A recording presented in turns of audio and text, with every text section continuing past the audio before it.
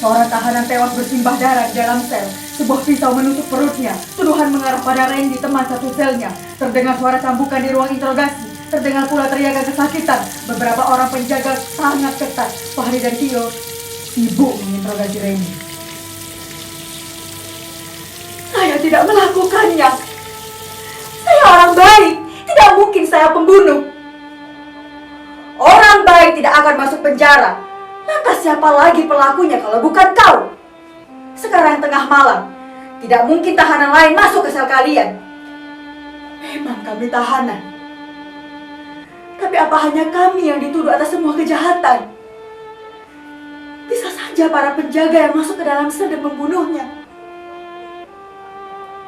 Tiba-tiba, cambukan kembali menghantam tubuh Randy. Dia sudah terkapar, namun Tio tidak mengasihaninya. Saya hanya berpendapat, siapapun bisa jadi tersangka. Maaf jika salah, tapi saya bukan pelakunya. Cambukan terhenti ketika terdengar suara ketukan pintu. Seorang tahanan dibawa masuk ke dalam ruangan interogasi. Melihat tahanan itu, Randy lantas berdiri dan ingin memukulnya, namun tubuhnya ditahan rantai-rantai yang mengikatnya. Apa kau kenal dia? Aku mengenalnya. Dia itu Erik bajingan, jelas Randy dengan penuh emosi. Kau selalu ingin membunuh Erik. Kenapa? Karena dia seorang pengkhianat. Pengkhianat pantas untuk dibunuh. Jiwa binatangmu masih ada. Kau masih seorang pembunuh. Aku bukan pembunuh. Fahri mendekati Erik. Dia mengambil cambukan dan menyuruhnya mencambuk Randy dengan melampiaskan amarahnya.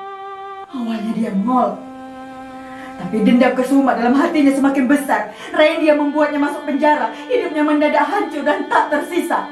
Erik mencambuknya sekuat tenaga. Gejolak hatinya semakin memuncak. Ia senang mendengar suara teriakan Randy yang kesakitan. Bahkan sesekali minta ampun. Erik tidak mengampuninya. Dia terus mencambuk Randy hingga menangis dan terkapar di lantai tak berdaya.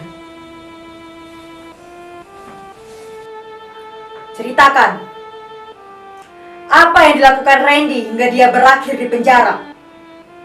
Perintah Fahri. Erik tidak mau menceritakannya. Kasus itu sudah dikuburnya dan menjadi pelajaran hidup. Dia tetap tutup mulut ketika Fahri memintanya bercerita. Tapi tidak lagi setelah Fahri mengancam, jika kau tidak menceritakannya, kau juga akan dicambuk seperti Randy, bahkan lebih parah lagi. Saya akan menceritakannya. Fahri tersenyum lebar. Dia memberikan kursi kepadanya. Erik duduk di kursi itu. Randy adalah atasanku di suatu perusahaan. Begitu pula dengan temanku yang bernama Julio. Jangan kau sebut itu lagi, bentak Randy dengan penuh amarah. Julio meminta berhenti dari pekerjaannya karena sudah tidak kuat lagi dengan tugas dan bertentangan dengan hati nurani. Namun Randy tidak setuju. Dia menganggap Julio adalah pengkhianat dan dia bisa saja menghancur semua usahanya. Erik, jangan kau ceritakan lagi. Baginya pengkhianat itu harus mati. Randy memerintahkanku untuk membunuhnya. Jika menolak, nyawaku dan keluargaku yang akan terancam. Air mata Erik terus mengalir. Dia menangis mengingat semua masa lalu. Padahal Erik adalah orang baik dan tidak pernah berurusan dengan hukum. Randy mulai terpancing emosi. Dia mulai mencaci Erik. Karena ancaman itu, akhirnya aku membunuh Julio. Tapi Randy malah mengorbankanku dan menganggapku sebagai pembunuh. Jelas aku menolak dan mengajukan diri kepada pihak yang berwajib untuk menceritakan semuanya. Bahwa otak dari pembunuhan itu adalah Randy. Randy berdiri dan berusaha menjangkau Erik. Namun usahanya sia-sia. Rantai sekujur tubuhnya tidak bisa dilepas. Pengkhianat harus dibunuh. Julio mencambuknya 1 jam penuh, Randy kembali mengingat masa kelamnya. Dia terus dihantui kejadian itu sampai sekarang. Dan seperti kesetanan, dia selalu mengamuk ketakutan. Setiap malam berteriak tidak jelas. Randy mengaku didatangi arwah Julio sepanjang malam. Tiba-tiba cambukan berhenti ketika Randy bicara. Saya mengakuinya. Saya yang membunuhnya. Saya merasa didatangi arwah Julio. Saya ketakutan. Pria malang itu selalu berusaha menenangkan saya sejak lama. Tapi tadi saya merasa pria malang itu seperti Julio. Lalu saya tidak sengaja menemukan pisau. Pisau itu saya hunuskan ke tubuhnya berkali-kali. Randy menangis terseduh-seduh. Tangisan penyesalan itu semakin kuat. Mereka keluar dan membiarkan Randy menangis. Fahri lega karena berhasil mengungkap kasus itu. Dan semua pengakuan Randy sudah terekam. Randy akan diadili kedua kalinya.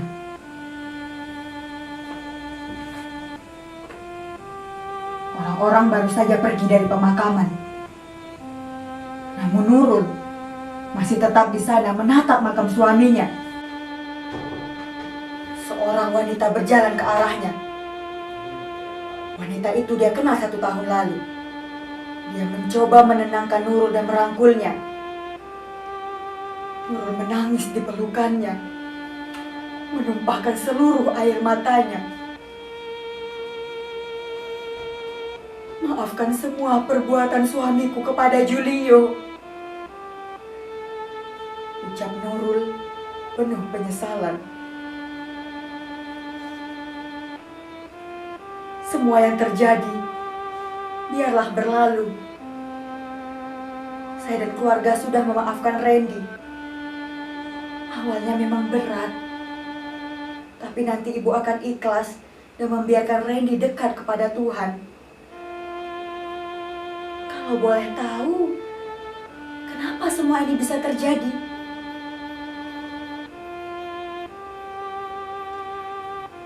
Semalam terjadi kasus pembunuhan di penjara. Randy diduga sebagai pelakunya. Dia diinterogasi dan mengakui semua perbuatannya. Bahkan rekaman pengakuan itu masih ada. Tadi pagi, dia ditemukan tewas gantung diri. Rantai besar membelit lehernya. Saya turut berduka. Tapi kalau boleh memberi masukan, sebaiknya ibu melakukan otopsi. Ibu jangan terlalu percaya dengan kasus-kasus ini. Tidak usah. Saya sudah ikhlas menerimanya. Semua ini adalah ujian atas semua yang telah kami perbuat di masa lalu.